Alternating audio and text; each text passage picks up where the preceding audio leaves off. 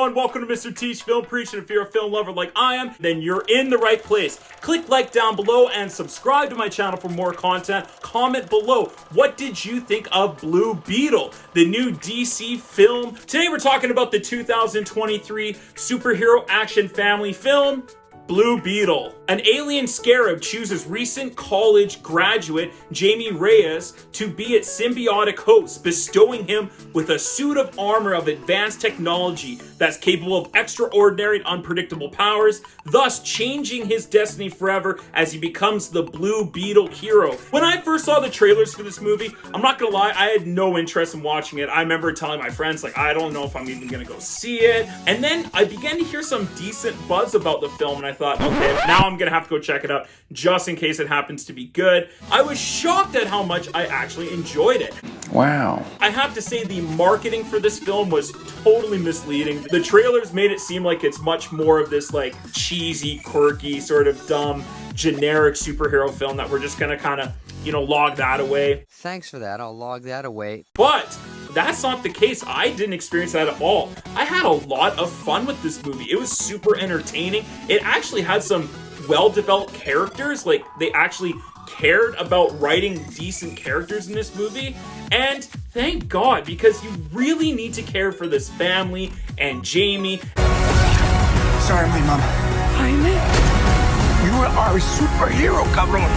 Really invest with this family dynamic, and you get to see how like they all make fun of each other, but they ultimately at the end of the day they support and love each other, and that love is what makes them strong. And that is the basis of this film. It's about family, and it's about that strength of love. It's family. And how that can affect you and your identity. And it's a great like Latin American take on it. This is told from a Latino point of view and perspective. The directors and the writers come from that background, or at least have a love and appreciation for that background as well, because that is what is the most prominent thing in this film, is that culture, that dynamic, as it's set against this backdrop of this extraordinary world and super crazy world of the Scarab and the Blue Beetle and the Cord Corporation. This is the DC's version of Ant-Man. This is like a smaller scale story. This is a lot broken down and more of a simple story of a young man who gets these extraordinary abilities in this crazy situation, become this hero.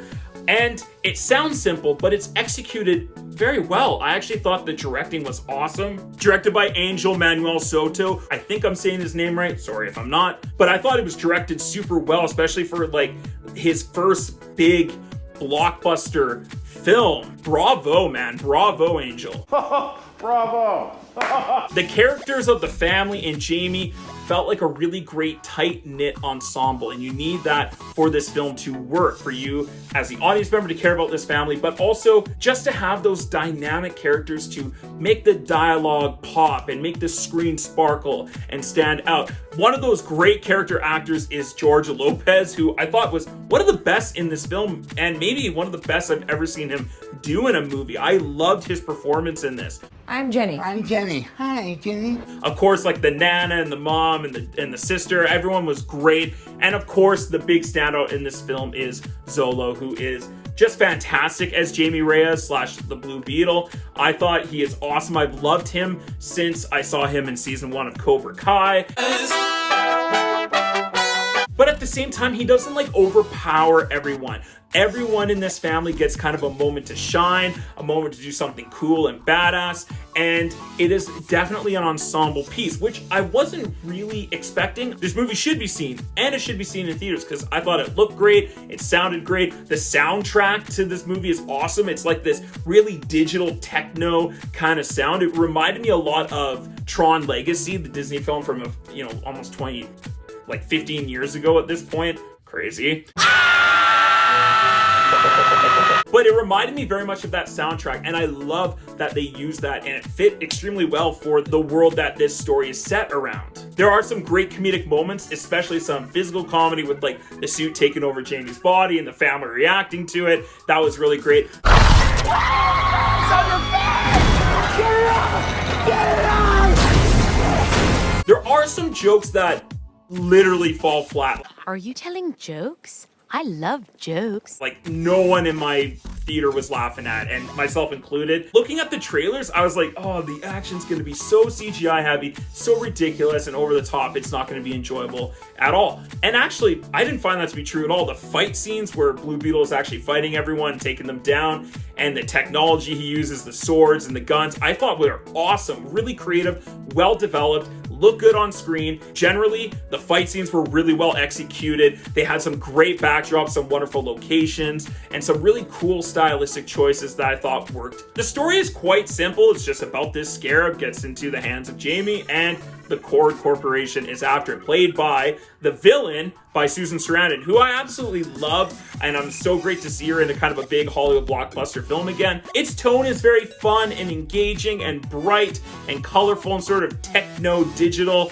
which is really cool, and it fits this space scarab technology story well. I might have some questions about the family members being able to kick ass as much as they do in this movie, and you know, of course, it's a superhero film, so they take some liberties with, you know, some storyline things and some plot designs that don't make a whole lot of sense.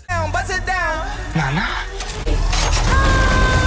It's over 2 hours long when I didn't really think it needed to be. They could have trimmed a few things here and there. Was this the best DC film ever made? No, of course not. Is it the worst? Absolutely not. It's not even close to the bottom. In fact, I don't think I've enjoyed a DC film this much outside of The Batman, maybe James Gunn's Suicide Squad. This is the next best one for me. If they take Blue Beetle and they run with him as he's now in the DC with James Gunn at the helm, I think they can do a lot of really cool things with this character, with this story, and with this lore, and he can incorporate into Superman, Legacy, all the stuff that James Gunn has planned. I think Blue Beetle could be a really strong, cool, fun asset for him as he builds this DC universe. Overall, I had a lot of fun with this movie. I thought it was thoroughly entertaining. It was a good time. The action was great. Solid performances, solid writing, solid directing. It was just a really enjoyable time at the theaters, and I was pleasantly surprised. Before I give my final thoughts and grade on this film, don't forget to click that like button and subscribe to my channel down below. Help us get to that 200 subscribers goal by the end of this year, and we're almost there. Taste it! So I'm gonna go ahead and give Blue Beetle a B+. What did you think of the new DC film, Blue Beetle? Were you quite surprised how much you enjoyed it, or did you just think, yeah, it was only okay? And also, while you're down there, don't forget to click that like button and subscribe for more content. Thank you so much for watching Mr. Teach Film Preach. Come back and check out some other videos like Teenage Mutant Ninja Turtles, Mutant Mayhem, Barbie, and Oppenheimer. Have a great day, everyone. Stay focused, stay awesome, and as always, let's get taught.